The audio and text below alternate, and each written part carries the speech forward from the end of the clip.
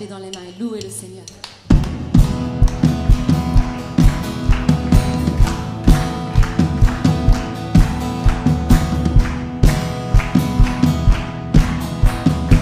Réveille ton corps pour louer l'Éternel, le Dieu de gloire.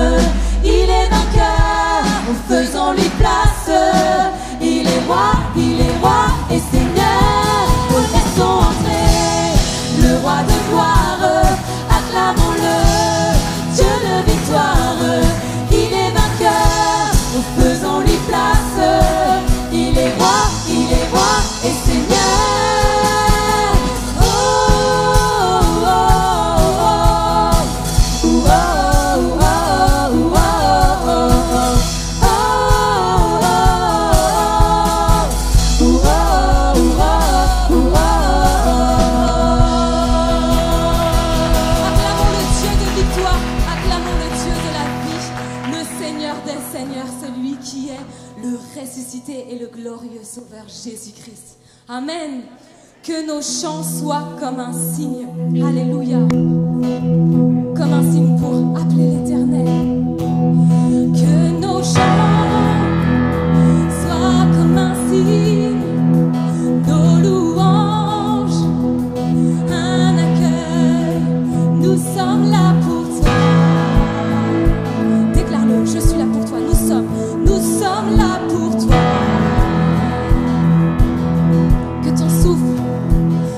Ton souffle vienne des cieux nous remplir de ta vie. Nous sommes là pour toi. Nous sommes là pour toi. Nos cœurs sont ouverts. Nos cœurs sont ouverts au tien. Nous ne te cachons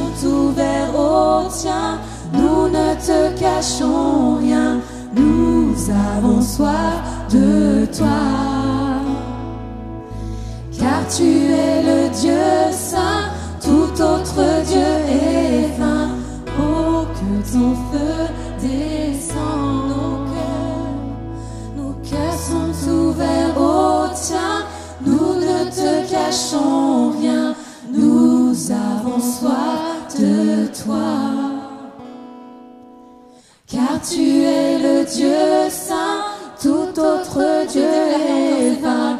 Oh, que ton feu On va parler pour soi, mon cœur. Mon cœur est ouvert au tien, je ne te cache rien. Oh, que j'ai soif de toi. Car tu es le Dieu saint, tout autre Dieu est vain. Oh, que ton feu descende. Alléluia, que ton feu descende, ô Éternel, en ce lieu. Que ton feu descende dans nos vies. Seigneur, nous voulons bouillir pour toi. Seigneur, nous voulons être enflammés pour toi. Seigneur, je ne veux pas être la même ce matin, Seigneur.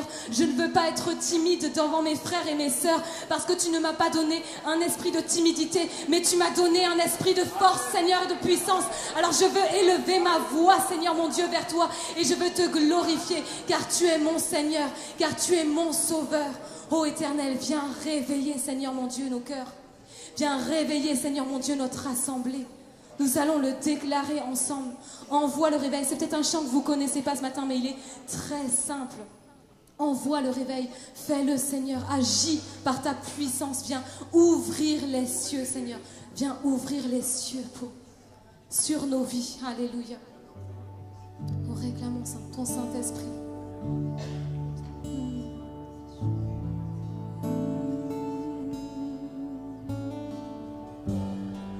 Verse ta paix sur moi comme un fleuve.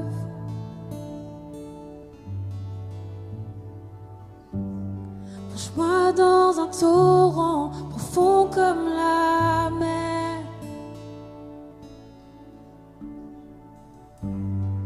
Là dans tes bras, ton amour guérit. Déverse ta paix sur moi comme un fleuve. Lorsque j'adore ta majesté, j'élève ton saint nom. Jésus, mon tout, mon roi, tout en moi t'appartient.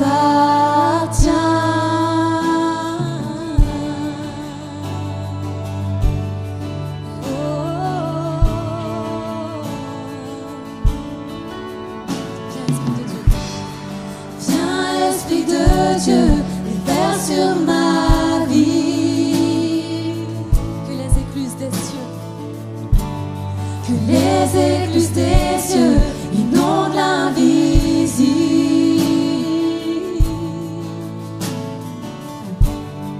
Déverse ta présence alors que je t'adore. Viens, Esprit de Dieu.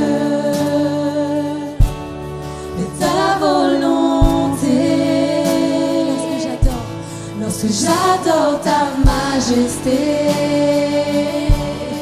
j'élève ton saint nom. Jésus, mon tout, mon roi, tout en moi t'appartient. Lorsque j'adore ta majesté,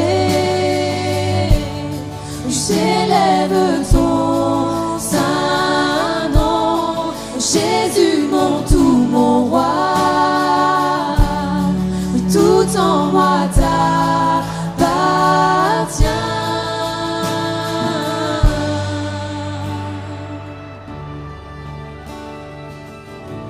tout en moi t'appartient.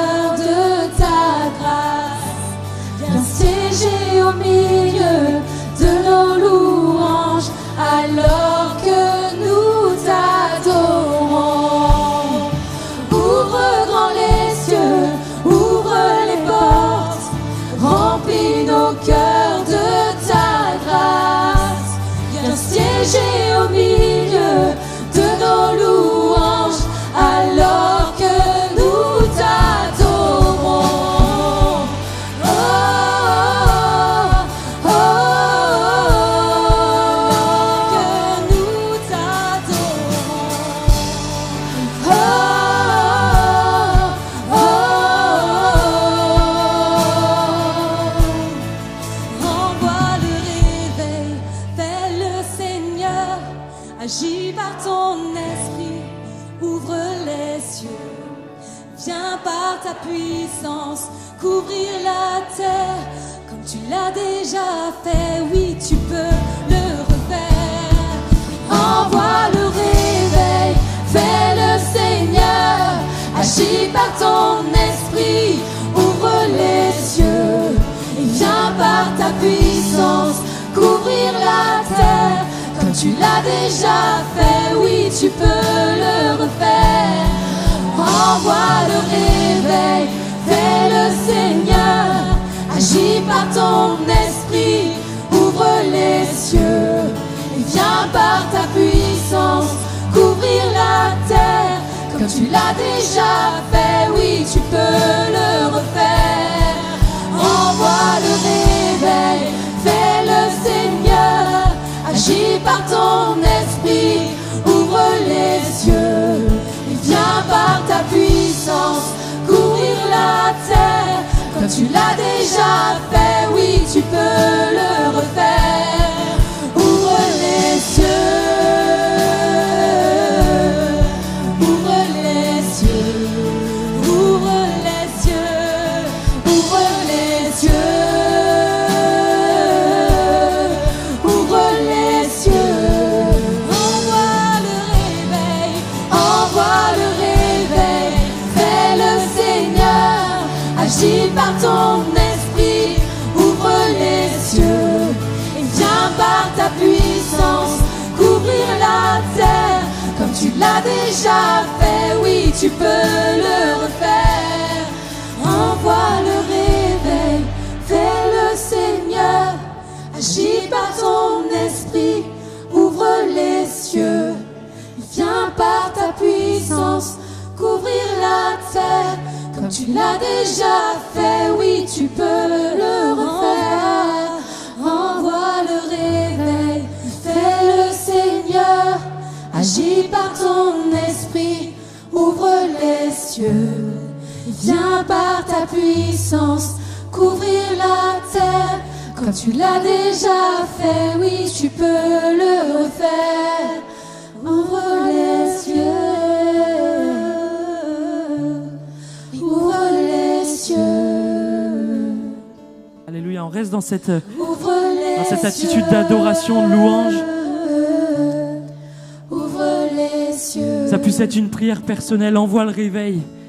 Pensons même pas à ce réveil national, etc., mondial, mais qu'on puisse, mais Seigneur, envoie le réveil dans mon cœur, dans ma vie. Ça commence par là déjà. Avant que le monde se réveille, il faut qu'il réveille nos cœurs. Et peut-être que ce matin, tu as l'impression de ne pas être dedans, tu as l'impression d'être comme à côté, tu as l'impression de ne plus avoir cette foi ardente, ce zèle bouillonnant. Fais cette prière, Seigneur, envoie le réveil dans ma vie, envoie le réveil dans mon cœur, envoie le réveil dans mon âme. Alléluia, si tu aspires à ce réveil, fais cette prière personnelle, envoie le réveil dans ma vie. Alléluia, alléluia, envoie le réveil. J'ai tellement besoin de toi. Réveille-moi, réveille mon âme, Seigneur mon Dieu, qu'il y ait ce zèle ardent dans ma vie pour te servir, ce zèle mon Dieu, oh, pour tes œuvres, Seigneur Jésus. Envoie ce réveil, souffle sur nous, sur ton peuple, sur chacun de mes frères, chacune de mes sœurs. Alléluia, so mira la saint, miri de gelera la la soy. Envoie le réveil ce matin dans nos cœurs. Envoie le réveil, souffle, Seigneur Jésus. Souffle, souffle, Seigneur mon Dieu, ce matin. Alléluia. Alléluia.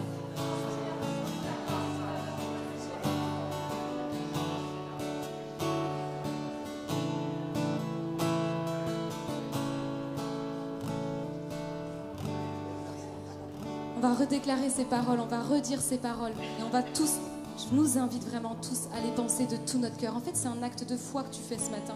Quand on a lu ce matin, David, il était là, oh Seigneur, crée en moi un cœur pur, parce qu'il sait qu'il luttait, il était en lutte. Mais il y a une promesse que l'Éternel nous a donnée. Il a dit, je mettrai en vous, je ferai en sorte. Alors dispose ton cœur ce matin, quoi qu'il soit passé, quoi que ton voisin puisse dire ou penser, peu importe, dispose ton cœur, parce que l'Éternel, il est là. L'Éternel, il veut entendre ta voix. Il attend que tu soupires après lui, que tu lui dis, Seigneur, envoie le réveil dans mon cœur, envoie le réveil dans ma vie. On va redéclarer ces paroles. Envoie le réveil, fais le Seigneur, agis par ton esprit, ouvre les cieux, viens par ta puissance, couvrir la terre, comme tu l'as déjà fait, oui tu peux le refaire. Envoie le réveil, fais le Seigneur, agis par ton esprit, ouvre les cieux et viens par ta puissance couvrir la terre comme tu l'as déjà fait, oui tu peux le refaire. Envoie le réveil, fais le Seigneur, agis par ton esprit, ouvre les cieux et viens par ta puissance couvrir la terre comme tu l'as déjà fait, oui tu peux le refaire. Envoie le réveil, fais le Seigneur, agis par ton esprit, ouvre les cieux, viens par ta puissance, couvrir la terre, comme tu l'as déjà fait, oui tu peux le refaire. Ouvre les cieux, les cieux, ouvre les cieux, ouvre les cieux. Envoie le réveil, fais le Seigneur, agis par ton esprit, agis dans ma vie maintenant, ouvre les cieux, agis dans ma vie maintenant, Seigneur mon Dieu, agis dans ma vie maintenant, ô Éternel, viens te révéler à nouveau à moi ce matin, j'ai soif de toi, oui, ce matin j'ai soif de toi, tu peux le déclarer, j'ai soif de toi, ô Éternel mon Dieu, j'ai soif de ta présence, j'ai soif de plus de toi, Seigneur, viens envoyer le réveil dans ma vie, ô Éternel mon Dieu, je veux ouvre les cieux, et viens par ta puissance couvrir la terre, comme tu l'as déjà fait, oui, tu peux ce matin, parle ce matin,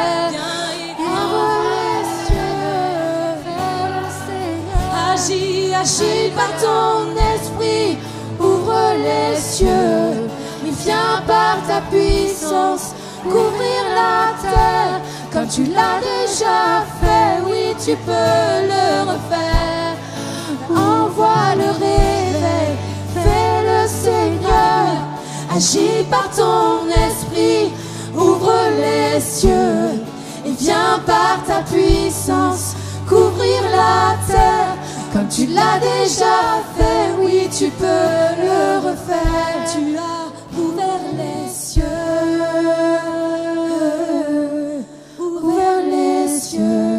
Est-ce que tu as déjà payé le prix, Jésus? Tu as ouvert les cieux, ouvert les cieux. Oui tu as ouvert les cieux, ouvert les cieux. Remercie ton Dieu ce matin. On élève nos voix ensemble. Tu as ouvert les cieux. Seigneur, je te remercie, ô Éternel, parce que tu as envoyé ton Fils à la croix. Parce que ce matin, je veux pas sortir d'ici comme je suis rentrée. Je veux pas en fait. Je refuse. Je veux plus de toi, Seigneur. Je veux une nouvelle révélation de qui tu es dans mon cœur, dans ma vie. Je dis petit pour moi, Seigneur, mon Dieu. Je veux autre chose. Je veux plus de toi, Seigneur. Je veux plus de toi, Seigneur. Je veux plus de toi, Seigneur mon Dieu. Je veux plus de toi dans ma vie. Alléluia. Alléluia. Oh. Esprit de Dieu, nous avons soif de toi. Chantons ensemble. Nous avons soif de plus. Esprit de Dieu, nous t'avons.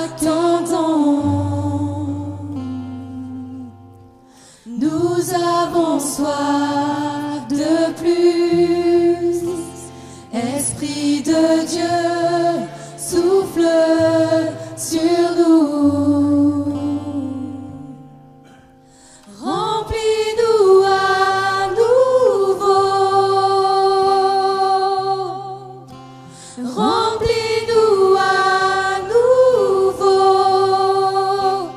Feu dévorant, attisant-nous. La passion pour ton nom. Esprit de Dieu, tombe en ce lieu. Sois le seul maître, sois le seul maître en nous. Viens comme un vent violent. Viens comme un vent violent, nous revêtir de ta puissance. Délivre les captifs. Délivre les captifs, libère-nous pour te louer. Seigneur, Seigneur, envoie ta gloire. Seigneur, envoie ta gloire. Seigneur, envoie ta gloire. Oui, Seigneur, Seigneur, envoie ta gloire. Feu dévorant, attisant-nous. La passion pour ton nom. Esprit de Dieu, tombe en ce lieu. Sois le seul maître, sois le seul feu dévorant, attisant-nous. La passion pour ton nom. Esprit de Dieu, tombe en ce lieu. Sois le seul maître, sois le seul maître en nous.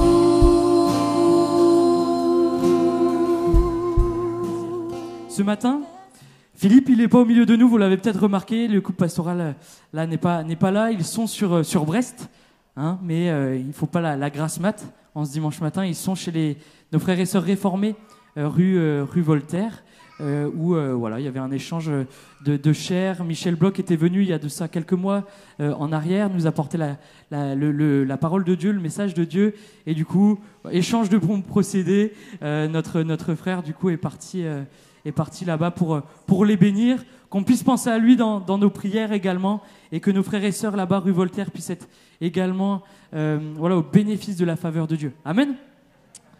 Ce matin, j'aimerais que l'on s'intéresse, alors on va pas lancer le diapo tout de suite, Bettina, merci, c'est la petite surprise, je vais teaser un petit peu mon message. On va s'intéresser à la nature de Jésus lors de sa vie sur terre.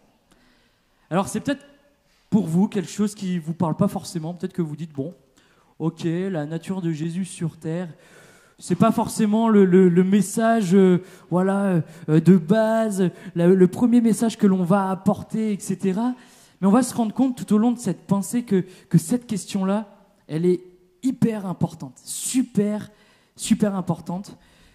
Parce que si on ne sait pas qui était Jésus réellement lorsqu'il était sur terre, bah alors on ne peut pas saisir l'ensemble de son œuvre. Et alors, voilà, ce en quoi nous croyons aujourd'hui, bah finalement, il nous manquera quelque chose. Notre foi ne sera pas fondée sur des choses solides.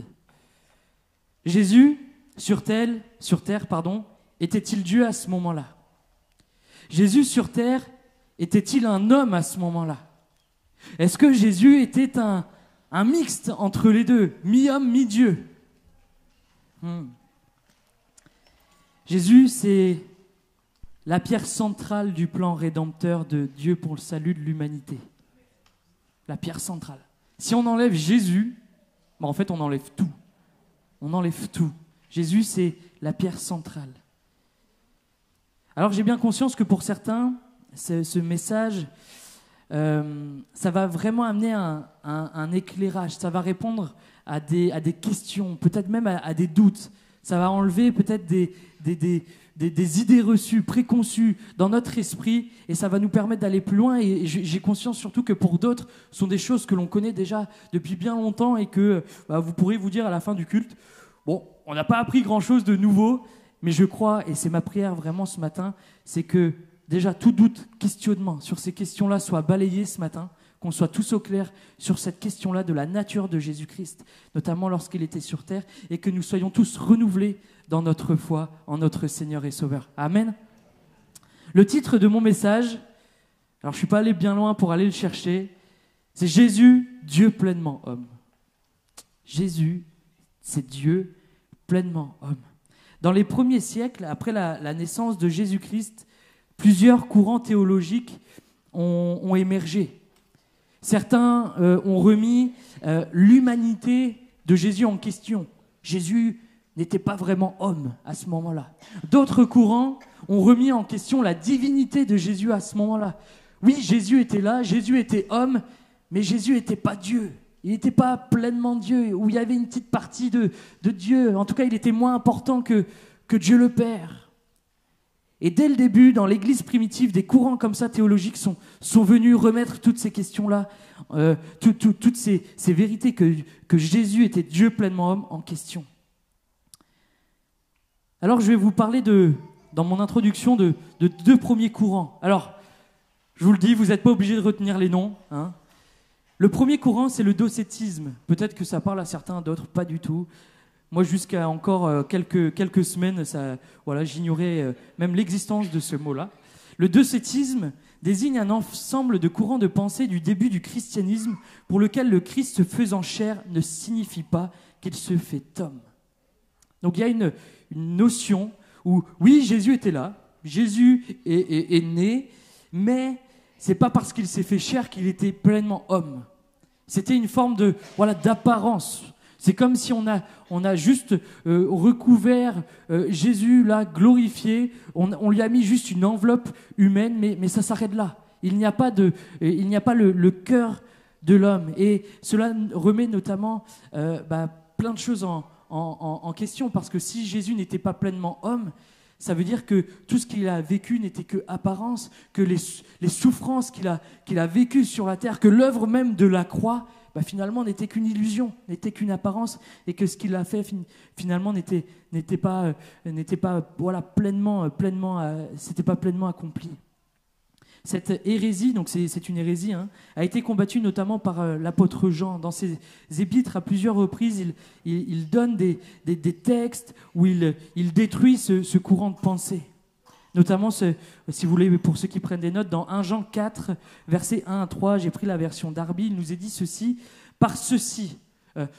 Jean encourageait là les chrétiens à éprouver, à ressentir si ça venait de Dieu ou pas. Par ceci, donc le fait d'éprouver les esprits, vous connaissez l'Esprit de Dieu, tout esprit qui confesse Jésus-Christ venu en chair est de Dieu.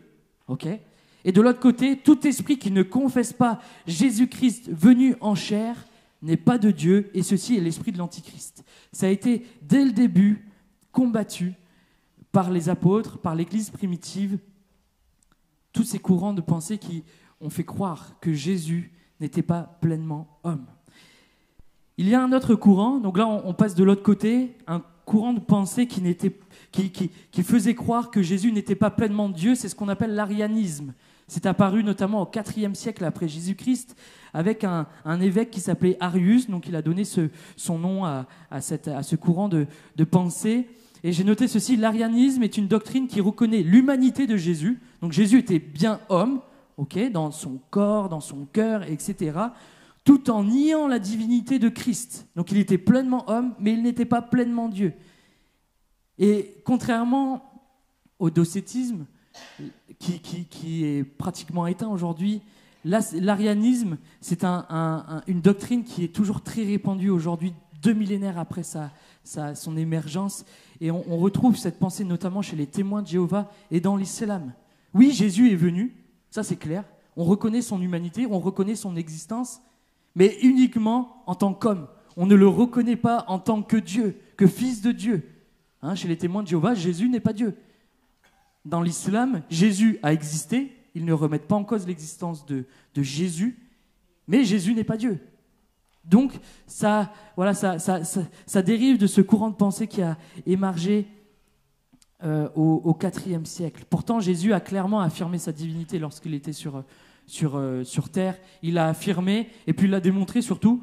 On pense notamment à cette parole qu'il a dans Jean 10, 30. « Moi et le Père, nous sommes un. » Voilà, c'est clair. Donc, Jésus, quand il dit ça, il est là, que ce soit moi et le Père, on est un. Donc, si Dieu est Dieu, moi je suis là, donc moi je suis Dieu. On peut penser également à cette parole du centenier.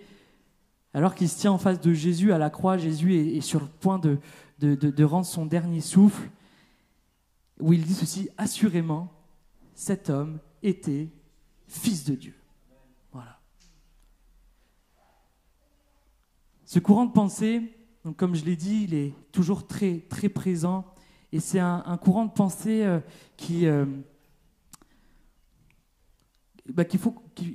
faut combattre d'une certaine manière.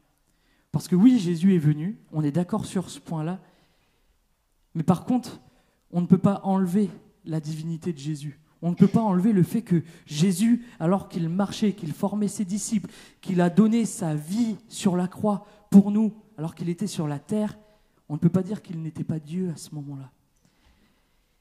Vous avez avec ces deux, ça va, vous êtes avec moi, je vous ai peut-être un peu, docétisme d'un côté, arianisme de l'autre. Si vous vous en souvenez, c'est très bien, sinon c'est pas grave, c'est pas le plus important.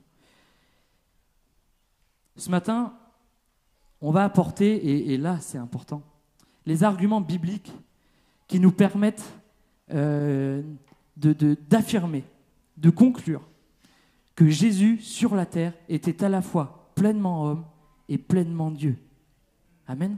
Et là, je vais vous donner les versets, les points qui nous permettent de l'affirmer. Et le jour où on sera amené peut-être à échanger avec l'un, avec l'autre, de pouvoir dire, mais attends, qu'est-ce que tu fais de ce verset-là?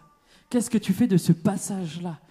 Si tu renies ça, ça veut dire que tu renies telle partie de la Bible. C'est pas possible, c'est incohérent. Et on va voir que cela, finalement, que Jésus était à la fois pleinement Dieu et pleinement homme, ça a une véritable importance pour nous aujourd'hui, en 2023. Tout d'abord, Jésus pleinement homme. Parce que oui, Jésus, lors de sa vie sur terre, était pleinement homme. Je vous ai mis 3 textes. J'aurais pu vous en mettre 15, mais j'ai eu pitié de vous.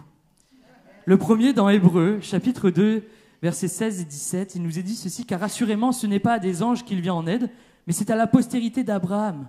En conséquence, il a dû être rendu semblable en toutes choses à ses frères. » Rendu semblable, on aurait pu le traduire par être fait comme. Okay, c'est le même mot, être fait comme. Il a été fait comme ses frères en tout point, en toute chose.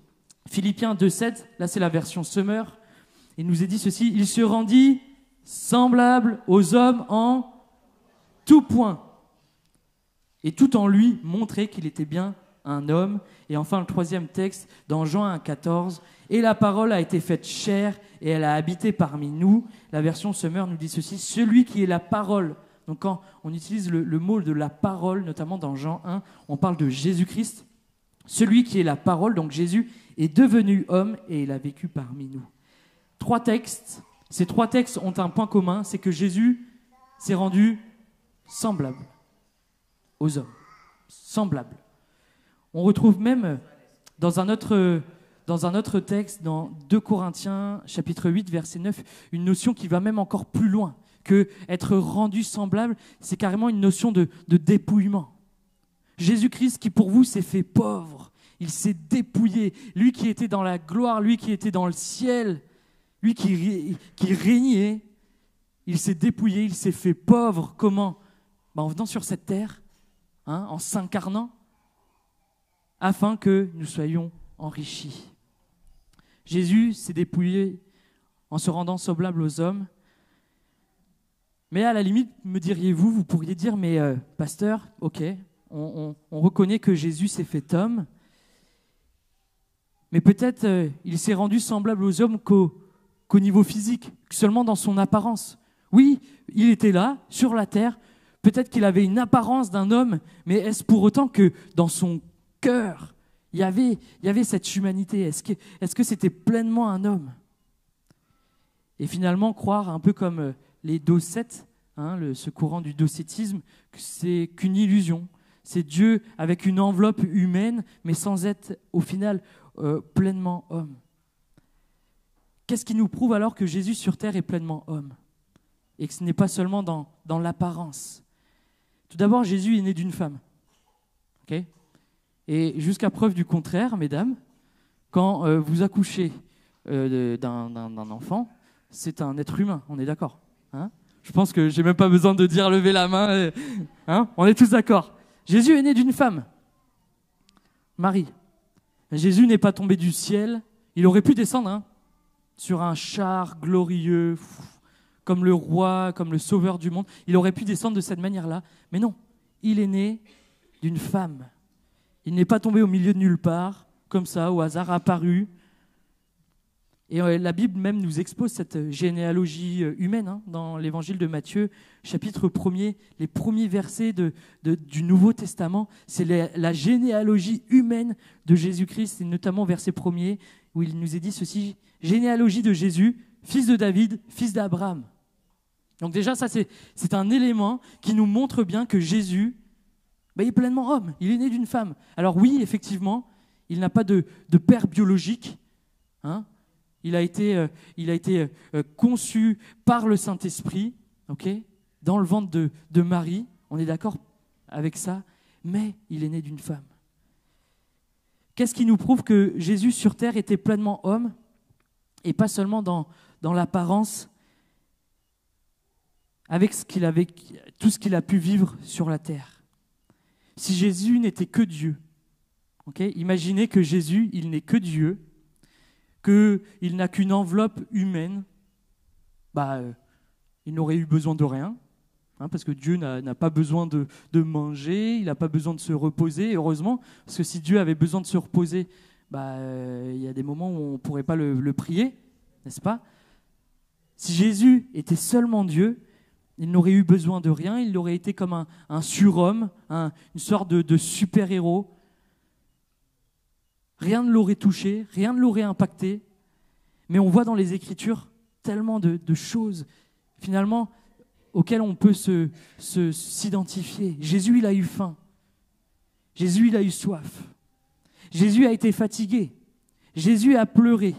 Jésus a été ému de compassion. Jésus a été en colère. Je ne sais pas vous, mais je me retrouve dans tous ces points. Il a connu les mêmes épreuves que nous. Il a été trahi par Judas, l'un de ses disciples, l'un de ses élèves qu'il a formé. Il a connu l'injustice. Lui qui avait fait que du bien sur la terre, il a été condamné à mort à tort. Il a connu le deuil avec son ami Lazare. Et quand on regarde ce texte, c'est tellement bouleversant. On voit Jésus pleurer. Il a connu le deuil.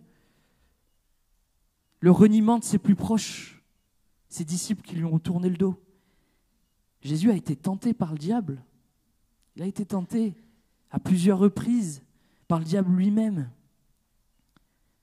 Je ne sais pas vous, mais en lisant les récits bibliques, je me rends compte qu'il y a bien dans Jésus cette pleine humanité qui nous caractérise.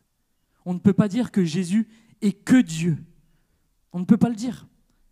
Parce qu'il y a toutes ces caractéristiques humaines que Jésus avait lorsqu'il était sur la terre, et avec tout ce qu'il a pu vivre, les choses qui l'ont touché, les expériences qu'il a vécues sur terre, nous prouvent que ce n'était pas seulement Dieu, c'était aussi Dieu pleinement homme. Mais alors la question que je me pose et que je vous pose, c'est qu'est-ce que cela peut nous apporter au quotidien? De savoir que Jésus sur la terre était pleinement homme. Peut-être que vous dites, mais ça, Jésus maintenant il n'est plus sur la terre, donc à quoi ça peut me servir? Qui de mieux pour nous comprendre, nous conseiller, nous consoler que quelqu'un qui a traversé les mêmes épreuves.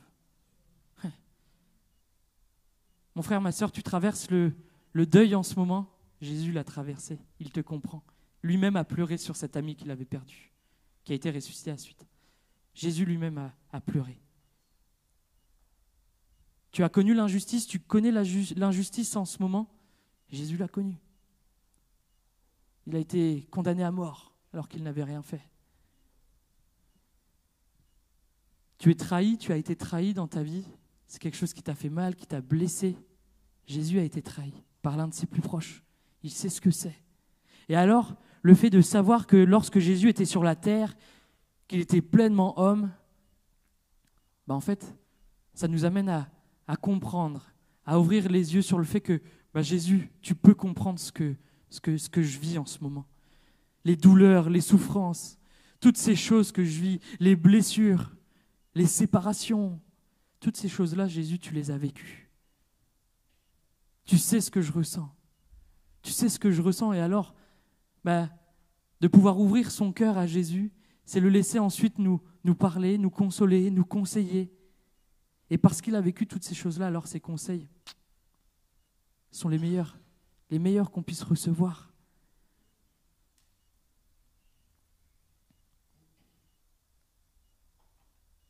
Jésus était pleinement homme à tout point de vue. Vous êtes d'accord avec moi ? Je ne suis pas d'accord du coup. Eh non. Jésus était pleinement homme à tout point de vue, si ce n'est le péché. Eh ouais, désolé, c'était une question piège. Si ce n'est le péché, parce que si Jésus était vraiment pleinement homme comme nous, avec le péché qui était en nos cœurs, Jésus n'aurait pas pu porter nos péchés. Jésus était pleinement homme, si ce n'est qu'il n'avait jamais péché, Hébreux 4,15, car nous n'avons pas un souverain sacrificateur qui ne puisse compatir à nos faiblesses. Au contraire, il a été tenté comme nous en toutes choses, c'est ce que je viens de dire et de démontrer, mais sans commettre de péché. Jésus n'a jamais commis de péché. Il était pur, parfaitement pur. Il était pleinement homme sans commettre de péché, sans savoir cette nature même de péché. Et cela m'amène à mon deuxième point. Parce que Jésus était pleinement homme, mais Jésus était également pleinement Dieu. Ce n'est pas un mix 50% homme, 50% Dieu, ce n'est pas une forme d'hybride, dans tellement de croyances. On a fait les humains ont fait des mélanges de demi-homme, demi-dieu, etc. Jésus, lui, ce n'est pas un mélange, ce n'est pas un mixte, ce n'est pas mi-homme, mi-dieu. Non, c'est pleinement Dieu et pleinement homme. Il n'est pas hybride. Et ça, c'est hyper important. Ça, c'est hyper important. La nature humaine, la nature divine, en une seule personne. Ce n'est pas une nature mi-humaine, mi-divine en une. Non, c'est la nature humaine et la nature divine en une personne. Comment pouvons-nous déclarer que Jésus est Dieu, pleinement Dieu ? Alors, il y a des choses, des attributs qui nous permettent de définir si telle ou telle personne est Dieu ou pas. C'est ce qu'on appelle les attributs divins. L'omnipotence, le fait d'être tout-puissant. Hop là, quelque chose qui a... L'omniscience, le fait de tout savoir. L'omniprésence, le fait d'être partout à la fois. Et le fait d'être éternel.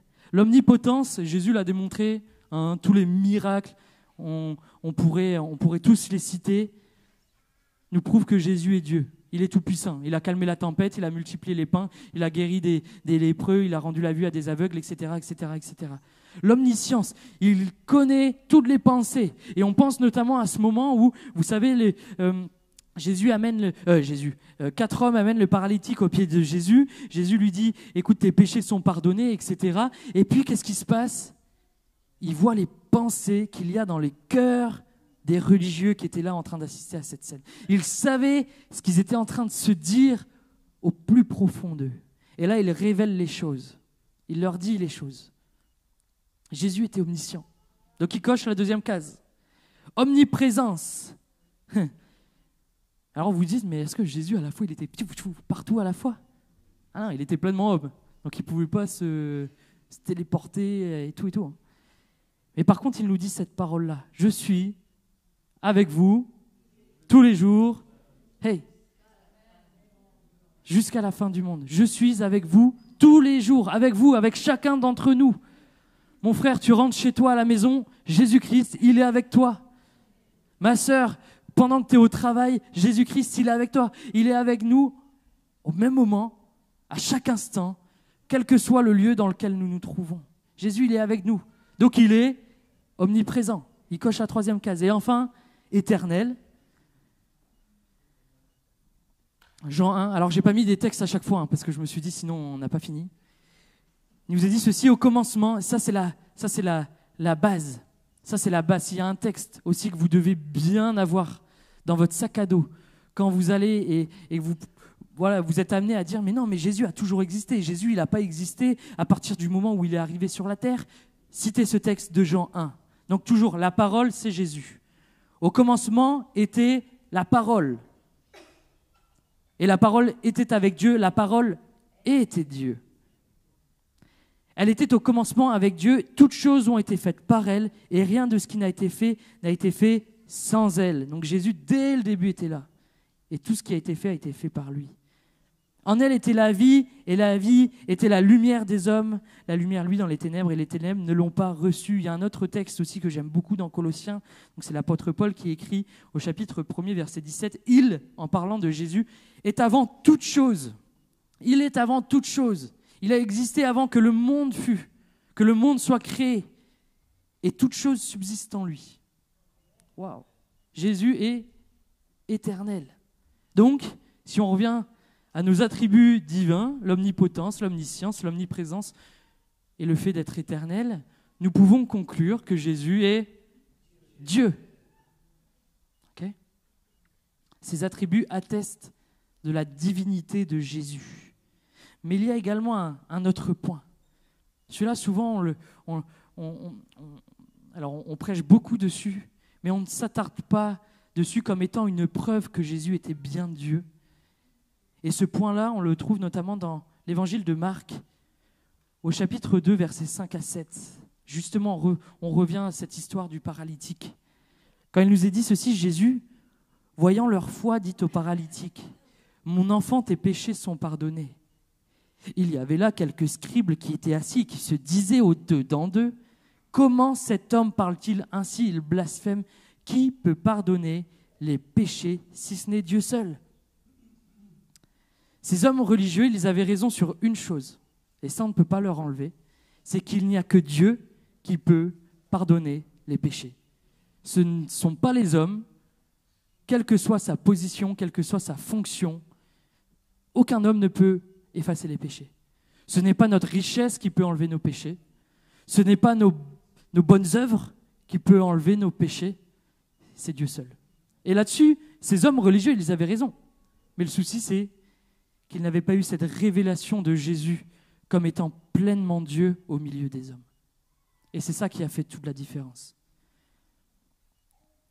Paul dira ceci à Timothée dans 1 Timothée 1, verset 15. « C'est une parole certaine et entièrement digne d'être reçue que Jésus-Christ est venu dans le monde pour sauver les pécheurs. » Jésus-Christ est venu dans le monde, il est venu sur terre pour sauver les pécheurs, pour sauver l'humanité du péché.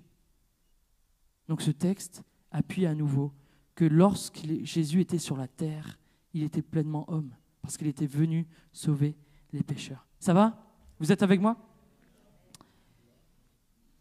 Et ça, ce point-là, en plus de tous les autres attributs qu'on a vus, l'omniscience, l'omnipotence, l'omniprésence et le fait d'être éternel, en plus de tous ces attributs-là, ce fait de pouvoir pardonner les péchés nous prouve que Jésus sur la terre n'était pas seulement un homme, ce n'était pas seulement un homme parfait comme certains peuvent le croire, et c'est notamment ce courant de l'arianisme. Jésus était pleinement Dieu, ce courant du docétisme, Jésus était pleinement Dieu mais il n'était pas homme.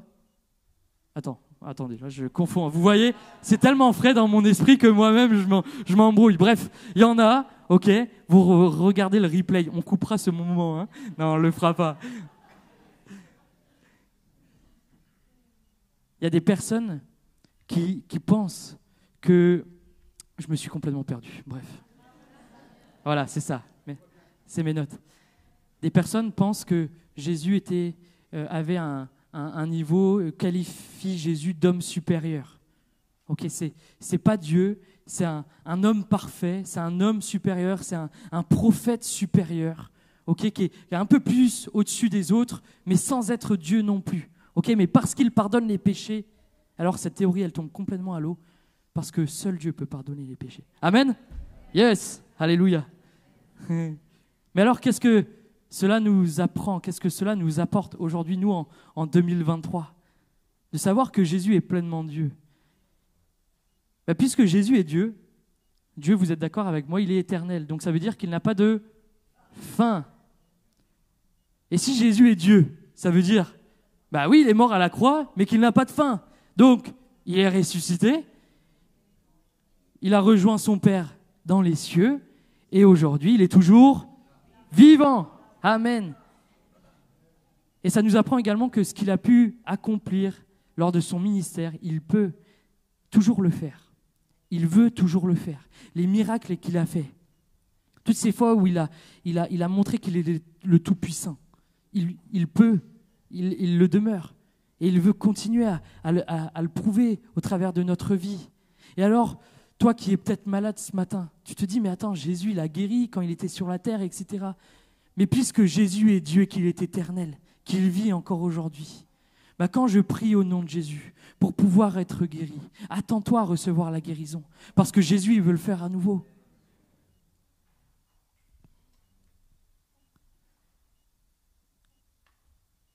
Alléluia, il veut et il peut encore le faire.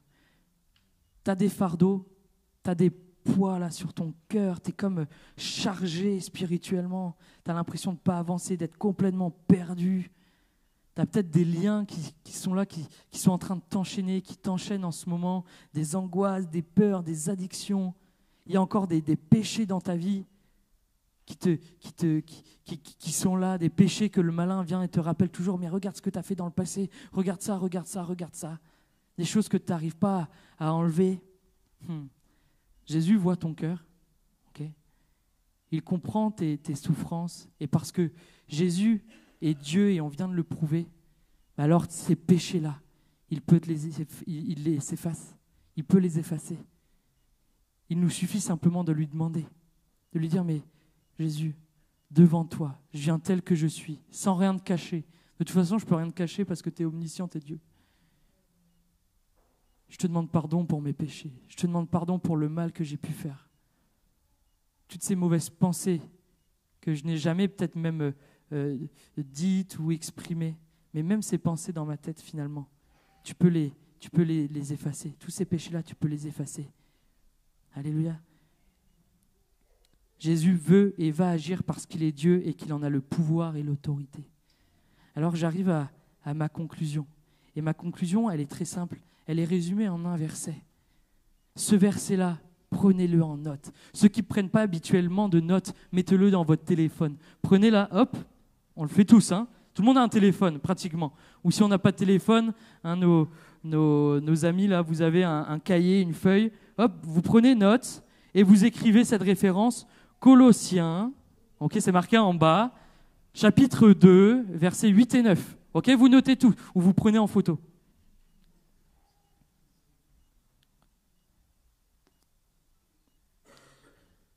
L'apôtre Paul, donc c'est Paul qui écrit cela, il nous dit ceci. Prenez garde que personne ne fasse de vous sa proie par la philosophie, par une vaine tromperie. Combien d'hommes, de femmes se sont égarés, sont fait avoir par des philosophies, par des doctrines, etc., des fausses doctrines. J'ai pu échanger encore avec notre sœur Irène, qui était chez les témoins de Jéhovah, 28 ans chez les témoins de Jéhovah, et qui remettent en cause la divinité de Jésus, qui ne reconnaissent pas Jésus comme étant Dieu. s'appuyant sur la tradition des hommes, sur les rudiments du monde et non sur Christ, car en lui habite corporellement, toute la plénitude de la divinité. Et ce verset-là nous prouve, si vous n'étiez pas encore convaincus, ce verset-là finalement nous prouve que en Jésus, corporellement, était toute la plénitude de la divinité. Il y avait dans son corps, dans ce corps-là, humain, Dieu, simplement. Quand vous êtes amené à parler avec des personnes qui ne le croient pas, avec amour, vous reprenez votre téléphone, vous vous dites, c'est quel verset déjà qui m'a dit Pasteur Manu, clac, clac, Colossiens 2, verset 9, clac. Et alors, là, finalement, on vient prouver que Jésus, alors qu'il était sur la terre, qu'il était dans ce corps d'homme, il était à la fois pleinement homme, mais il était également à la fois pleinement Dieu. Amen. Je vous invite là, avant de prendre un dernier chant, à fermer nos yeux. Mettez de côté, et même moi je mets de côté parce que ça m'a perturbé, mais docétisme, marianisme, tout ça, hop, on fait pas attention à ça, on n'essaye pas de se souvenir de ça.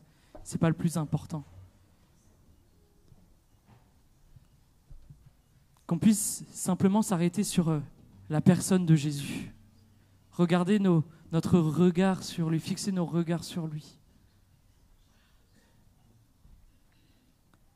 Et peut-être de nous remémorer dans notre esprit tout ce qu'il a pu faire et accomplir sur la terre. Et se dire, mais qu'à ce moment-là, Jésus, il était à la fois pleinement homme. Et parce qu'il était pleinement homme, alors il me comprend parfaitement. Les souffrances que je traverse, les souffrances que tu traverses, il les comprend. Il les a peut-être même vécues lui-même. Mais parce que Jésus, sur la terre, il était aussi pleinement Dieu, alors il a le pouvoir et l'autorité pour agir, pour transformer ton cœur, pour finalement enlever cette montagne qui se dresse devant toi et la jeter au fond de la mer. Il a l'autorité pour aplanir tes sentiers. Et pendant que je vais prier, que tu puisses la proclamer. Que Jésus était à la fois pleinement homme et pleinement Dieu. Et ton problème qui est là, la difficulté qui est là, ton épreuve qui est là, apporte-la au Seigneur. Parle-lui de cette épreuve-là. Ça traîne depuis des mois, des années, peut-être des décennies, tu luttes avec des choses. Mais face à cette montagne-là, proclame le nom de Jésus. Proclame que oui, Jésus est Dieu. Et parce que Jésus est maître de ma vie, c'est lui qui a autorité sur ma vie. Alors, j'ordonne à cette montagne de se jeter dans la mer. Alléluia, merci mon Seigneur. Parce que Seigneur mon Dieu, au travers de ce message, tu nous rappelles une chose, que oui, tu es pleinement homme, mais tu es également pleinement Dieu. Je te rends grâce parce que tu aurais pu venir sur terre sous une autre apparence, en étant simplement pleinement Dieu, et sans porter nos souffrances, sans vivre, Seigneur Jésus, tout ce que tu as pu vivre, sans vivre la trahison, sans vivre, Seigneur mon Dieu, l'injustice, sans vivre le deuil. Mais Seigneur mon Dieu, tu t'es dépouillé. Tu t'es dépouillé, tu as abandonné, Seigneur mon Dieu, la gloire, tu t'es incarné, tu t'es fait chair. Pour, Seigneur Jésus, que les souffrances que nous allions traverser, tu puisses les connaître. Et alors, Seigneur mon Dieu, nous permet de nous tourner vers toi, en sachant que, oui, Seigneur mon Dieu, tu compatis à nos faiblesses, tu compatis à nos souffrances. Seigneur mon Dieu, merci parce que nous, à travers de ce message, nous rappelons également que tu es à la fois pleinement homme et pleinement Dieu. Que oui, tu es tout-puissant. Que oui, tu es omniscient, que tu sais toutes choses, que nous ne pouvons rien te cacher. Que oui, tu es omniprésent et que chaque jour, tu es avec moi. Que tu es éternel, et parce que tu es éternel, tu es toujours vivant et tu veux agir encore. Oh Seigneur mon Dieu, merci d'agir dans la vie de mes frères et sœurs. Tu connais les défis qui sont devant eux. défis personnels, défis familiaux. Oh Seigneur Jésus, devant ces montagnes qui sont devant nous dans nos vies, nous voulons, oui, proclamer que tu es pleinement Dieu. Et proclamer et nous souvenir que, oui, tu n'es pas insensible face à nos douleurs. Bénis mes frères et sœurs, bénis mes amis là, qui viennent pour la première fois également. Tu les bénis. Oh, merci mon Seigneur. Que la gloire te revienne. Et quelle joie de savoir qu'un jour nous serons auprès de toi pour l'éternité. Qu'un jour nous te verrons face à face. Oh Seigneur mon Dieu, reçois la louange de nos cœurs. Alléluia. Amen. Avant de prendre ce chant, on a un peu de temps, qu'on puisse prendre ce temps calme, simplement, et le proclamer maintenant, dans nos vies, dans nos cœurs. Je crois que c'est important. Alléluia. Imagine cette montagne devant toi. Proclame que Jésus est Dieu, qu'il n'y a pas d'autre Dieu que lui. Alléluia.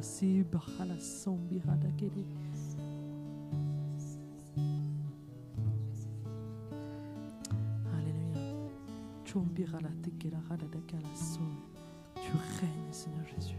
Bénis, bénis, bénis maintenant. Bénis maintenant. Alléluia. Alléluia. Tu me plais, mon Dieu Jésus. Merci Seigneur. Alléluia. Merci mon Seigneur. Alléluia. Sola samberadake. Alléluia. Passe pas à côté de ce moment vraiment. Je t'encourage. Alléluia. Ne repars pas de ce lieu avec des fardeaux. Ne repars pas de ce lieu avec cette montagne que tu n'auras même pas présentée au Seigneur. Il a besoin de te voir proclamer des choses sur cette montagne. Alléluia.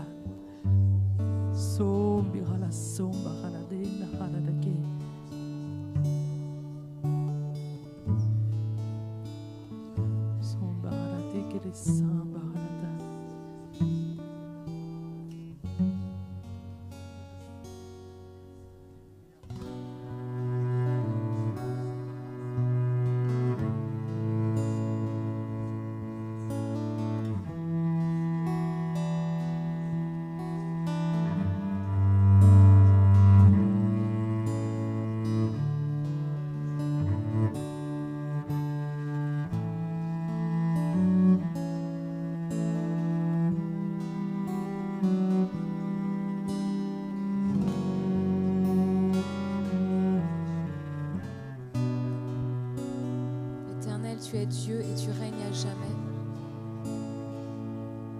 Glorieux Jésus-Christ, roi des rois, sauveur de l'humanité, maître souverain, nous t'adorons Seigneur en ce temps, dans ce lieu. Il n'y a personne sur toute la terre et dans tout l'univers qui est comme toi, tu es le seul Dieu. Et tu règnes et régneras éternellement. En nous louons ton nom Seigneur ce matin, en nous t'adorons au roi des rois. Nous déclarons que tu es le seul. Nous déclarons que tu es le très saint. Nous déclarons que tu es digne de louange, que tu es digne d'adoration. Nos bouches s'ouvrent pour publier ta louange, pour te louer, Seigneur des seigneurs, Dieu de toute la terre. La terre entière est remplie de ta gloire, Seigneur. Tu règnes à jamais.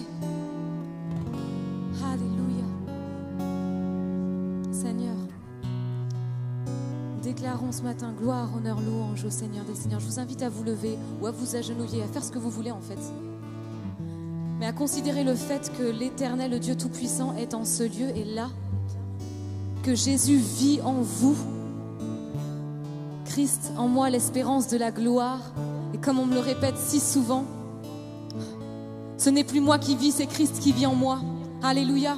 Est-ce que tu peux le dire ce matin? Ce n'est plus moi qui vis, c'est Christ qui vit en moi. Ce n'est plus moi qui vis, c'est Christ qui vit en moi. Le Seigneur des seigneurs, le roi des rois, le Dieu tout-puissant. Je lui appartiens. Mon corps est son temple. Alléluia. Alléluia.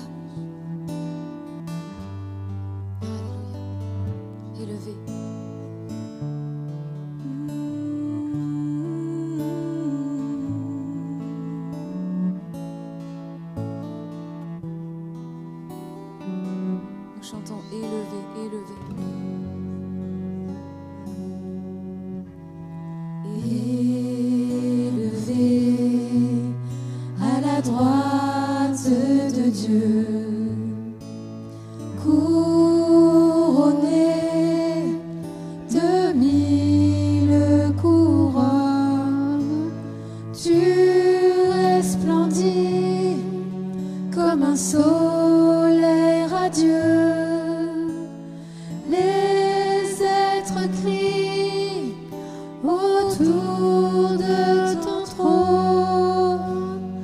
À l'agneau de Dieu soit la gloire.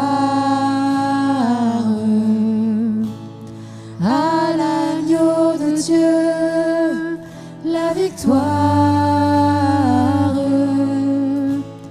À l'agneau de Dieu soit le règne pour tous les siècles. Amen. L'Esprit Saint et l'épouse fidèle disent viens, c'est leur cœur qui appelle. Viens, ô Jésus, toi l'époux bien-aimé. Tous tes élus ne cessent de chanter à l'agneau de Dieu soit la gloire. À l'agneau de Dieu la victoire. À l'agneau de Dieu soit le règne pour tous les siècles. Amen.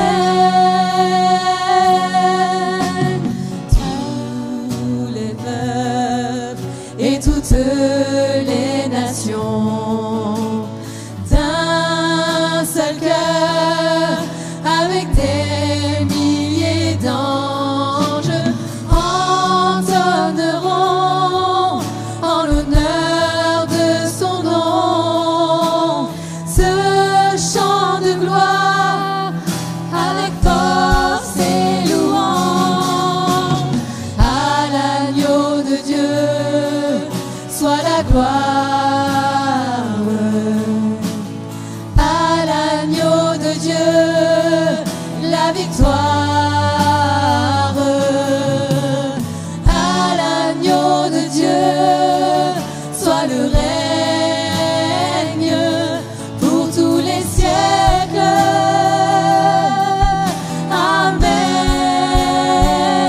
Amen. À l'agneau de Dieu soit la gloire. À l'agneau de Dieu la victoire. À l'agneau de Dieu soit le règne pour tous les siècles. Amen. Chantons d'une seule voix à l'agneau de Dieu. À l'agneau de Dieu soit la gloire. À l'agneau de Dieu la victoire. À l'agneau de Dieu soit le règne pour tous les siècles. Amen. À l'agneau de Dieu soit la gloire. Nous le déclarons avec foi. À l'agneau de Dieu soit la gloire. À l'agneau de Dieu Tout la est dans ses mains. Il est celui qui est digne de louange et digne d'être élevé. À l'agneau de Dieu soit le règne pour tous les siècles. Amen. Chantons une dernière fois à l'agneau de Dieu. À l'agneau de Dieu soit la gloire. À l'agneau de Dieu la victoire. À l'agneau de Dieu soit le règne pour tous les siècles.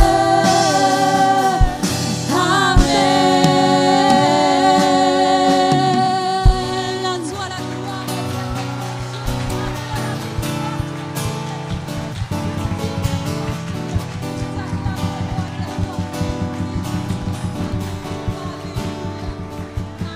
Est-ce qu'on peut encore acclamer acclamer le Seigneur ensemble, lui qui est digne de toute gloire.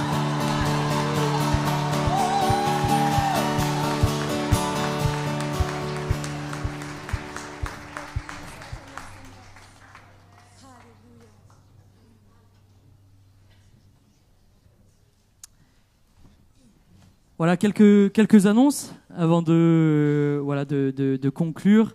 Si vous avez besoin de prière, si vous voulez qu'on prie pour vous à l'issue du culte, n'hésitez pas. La salle est à votre disposition avec des frères, des sœurs qui peuvent vraiment prier pour vous. Donc sentez-vous libre d'y aller. Mardi à 14h30, notre rendez-vous habituel, foi et partage. Réunion de prière également jeudi à 20h, donc ici même dans ce lieu. Aide pour les camps et les colos, donc tous les troncs qui sont ici accrochés au mur, donc viennent en aide aux familles, aux jeunes qui veulent participer à des camps, à des séjours, à des colos, mais qui ont des difficultés financières. Mais c'est le dernier dimanche pour donner, donc si vous avez à cœur de le faire, n'hésitez pas à le faire aujourd'hui. Si vous avez besoin d'un dossier d'aide, il y a des dossiers dans le secrétariat sur le bureau de Mosaïque. Sentez-vous libre. D'accord, de remplir ce dossier pour pouvoir bénéficier d'une aide si vous envoyez votre ado ou si vous êtes jeune et que vous voulez participer à un camp. Camp d'été, donc camp Braise ADN 2023 avec le pasteur Manu Bolomic. Les inscriptions commencent à bien monter. Donc vous, parents d'ados qui n'avaient pas encore inscrit vos ados, ne tardez pas trop. Il y a des églises qui sont en train de se réveiller là en Bretagne, donc ça peut assez rapidement partir. Donc si vous avez besoin d'informations, n'hésitez pas, je me tiens à votre disposition. Le 25 juin, alors avant le baptême du 25 juin, je vais vous parler du 24 juin, donc la veille, le samedi à 9h30. Si vous souhaitez participer à un moment vraiment de communion fraternelle, à 9h30, on vous donne rendez-vous pour une randonnée, s'il vous plaît. Une randonnée avec notre frère Laurent, du coup, qui chapeaute ça. Donc 9h30 ici à l'église, et puis pour faire une magnifique randonnée entre frères et sœurs. Il y a des infos en plus ou c'est bon, c'est parfait. Super. Donc le baptême, les baptêmes, donc le lendemain matin, c'est l'occasion pour inviter des amis qui ne connaissent pas l'évangile, qui n'ont peut-être jamais participé à des baptêmes d'adultes par immersion. Donc c'est l'occasion. Et dans la foulée, on vous rappelle donc cette information importante. Le 25 juin, à l'issue du baptême, nous avons organisé une fête des voisins. Donc vous êtes toutes et tous déjà invités à l'issue du culte. Et à partir de 12h30, donc sur le parking, il y aura donc un barbecue offert pour tout le monde, y compris nos voisins, ceux qui vivent autour de l'église. Des activités seront prévues pour les enfants ici dans ce lieu, mais également pas que pour les enfants, pour les adultes, donc des activités spécifiques, des jeux de société, etc. Dans le sous-sol, le vestiaire sera ouvert et il y aura également un vide-grenier. En fait, vous louez 1, 2, 3 tables, vous louez le nombre de tables que vous souhaitez et vous pouvez venir vendre vos affaires qui sont chez vous, qui traînent, qui prennent de la place, qui prennent la poussière, qui ne servent à rien. Vous pouvez les vendre et l'ensemble des bénéfices de ce que vous vendez vous appartient. Donc c'est l'occasion, mais pour cela il faut vous inscrire. J'ai Oksana donc au fond de la salle qui est là-bas pour prendre toutes vos inscriptions. Si vous souhaitez une table, c'est 6 € la table. Donc la table elle fait 2 mètres, 6 € la table. Vous inscrivez auprès d'Oksana, il y a des tables qui sont déjà parties, on est limité parce qu'on est limité par la place du sous-sol, donc ne traînez pas à réserver cela. Si vous avez à cœur de servir, que ce soit au niveau de l'animation, que ce soit au niveau de la logistique, que ce soit au niveau du barbecue, etc. Merci d'aller voir également Oksana pour vous inscrire. On a vraiment besoin d'aide, Et je crois que c'est vraiment un témoignage pour tous nos voisins de voir qu'on est ouvert, qu'on est investi, qu'on fait de belles choses organisées. Et pour le barbecue, alors il est offert, mais il est offert par nous en fait, par chacun et chacune d'entre nous. Donc l'idée, c'est que le 25 juin, on vienne soit avec de la viande, des saucisses, etc., du pain, des chips, des sauces, des boissons, des gâteaux, etc. On met tout ça en commun. Et puis pendant le culte, il y a des frères et sœurs qui vont nous préparer tout ça. Et à la sortie du culte, tout est prêt et on partage. On partage ce beau moment de communion fraternelle. Amen. Mais pour qu'on puisse vraiment bien gérer ça, on a besoin que vous vous inscriviez également. Pour savoir voilà, si en quantité de viande, de boissons, etc., si c'est équilibré, s'il n'y aura pas voilà, du gaspillage non plus. Le but, c'est pas de gaspiller. Donc voilà, si vous êtes là le 25 juin, vous dites « Ah bah pourquoi pas rester le midi à l'issue des baptêmes, en plus de partager ce bon moment de communion fraternelle », allez voir également Oksana pour vous inscrire en disant bah voilà, Oksana, je viens. Il n'y a pas besoin de ramener 4,5 kg de viande, hein, mais je ramène une petite barquette ou je ramène 2 baguettes de pain. On a besoin de pain, je ramène un peu de sauce, etc. Il y en a vraiment pour tout le monde et pour tous les budgets. Ok, donc vous sentez pas mal. Un paquet de chips, c'est déjà super. Le but, c'est vraiment de partager et de reprendre hein, ce qu'on faisait avant le Covid, etc. Tous ces temps d'Agape. Donc voilà, merci de vous inscrire. C'est vraiment important. Je ne sais pas si j'ai oublié une info importante. Vas-y, Christine. La secrétaire Mosaïque, qui pense à tout ce que je ne pense pas. Par contre, pour les quantités, moi, je pense qu'il faut être généreux quand même, parce que l'idée, c'est d'offrir au voisinage aussi. On veut offrir aux voisins, on va porter des flyers bientôt dans le quartier, et que les gens viennent, qu'on leur offre aussi une part de notre barbecue. C'est ça l'idée. Donc, on ramène pas 4,5 kg de viande, mais on ramène pas qu'une saucisse pour soi non plus, quoi. Ok ? Mais bon, on vend pas les saucisses à l'unité, donc je me suis dit que voilà, vous prenez une petite barquette ou 2 barquettes, voilà. Mais vous mettez surtout pas, voilà, le but c'est pas de mettre un poids sur vous financier, ok ? Si on joue tous le jeu, on va avoir largement de quoi faire. Il y a des flyers sur le devant, n'hésitez pas à venir les prendre pour les distribuer autour de vous. Dans vos si vous habitez pas très loin de l'église pour bénir vos voisins, c'est l'occasion. Voilà, pour continuer à soutenir l'église, vous pouvez le faire par les boîtes qui sont là sur le devant, une manière dématérialisée. Pour prendre rendez-vous avec l'équipe pastorale, vous avez le numéro qui s'affiche, il restera affiché, donc voilà, n'hésitez pas à nous contacter. Que le Seigneur vous bénisse. Bon dimanche à chacun.